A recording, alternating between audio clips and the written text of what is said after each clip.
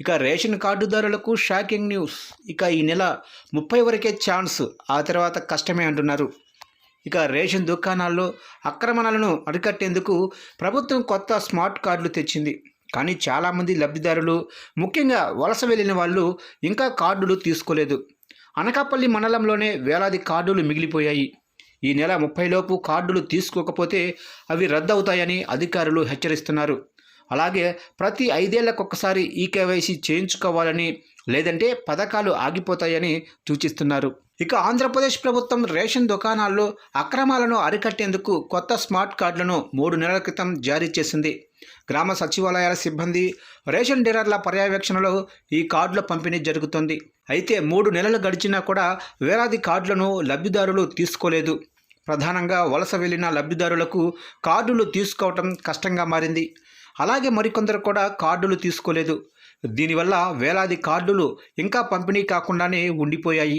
ఇక అనకాపల్లి మండలంలో అత్యధికంగా 4220 మంది లబ్ధిదారులు కార్డులు తీసుకోలేదని అధికారులు చెబుతున్నారు.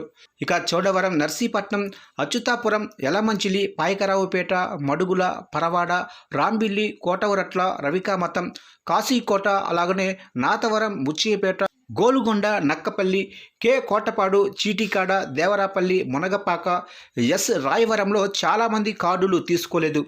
ఇప్పటికీ కార్డులు అలానే ఉన్నాయి. ఈ క్రమంలో అధికారులు రేషన్ కార్డుదారులు ఉన్నారా లేదా అంటూ స్థానికంగా ఆరా కూడా తీస్తున్నారు. ఒకవేళ ఎవరైనా స్మార్ట్ రేషన్ కార్డులు తీసుకోవాలంటే కార్డులోనే సభ్యులు ఎవరో ఒకరు వెళ్ళి బయోమెట్రిక్ వేసి ఓటీపీ చెప్పాలని అధికారులు సూచిస్తున్నారు. ఇలా చేస్తే బోగస్ రేషన్ కార్డులు ఉంటే బయటపడుతుంది అంటున్నారు. ఒకవేళ పంపిణీ కాకుండా ఉన్న రేషన్ కార్డుల్ని తహసీల్దారు కార్యాలయాల్లో అప్పగించాలని ఇప్పటికే ఆదేశాలు కూడా జారీ ఇచ్చేశారు.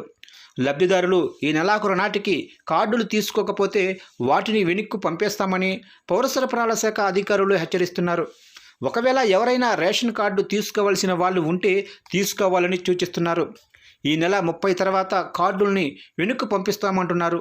అప్పుడు ఇబ్బందులు తప్పవని, కార్డులు ఉండవు అంటున్నారు.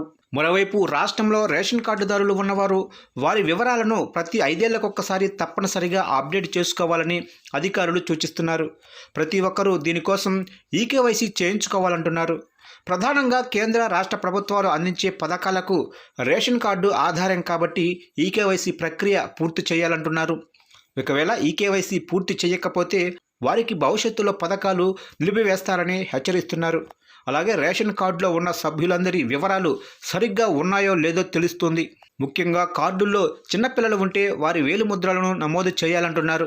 ఒకవేళ కుటుంబ సభ్యులు ఎవరైనా చనిపోతే వారి పేర్లను కార్డు నుంచి తప్పనిసరిగా తొలగించాలని సూచిస్తున్నారు. రేషన్ కార్డులు ఉన్నవారు వెంటనే తమ ఈకేవైసీని పూర్తి చేసుకోండి.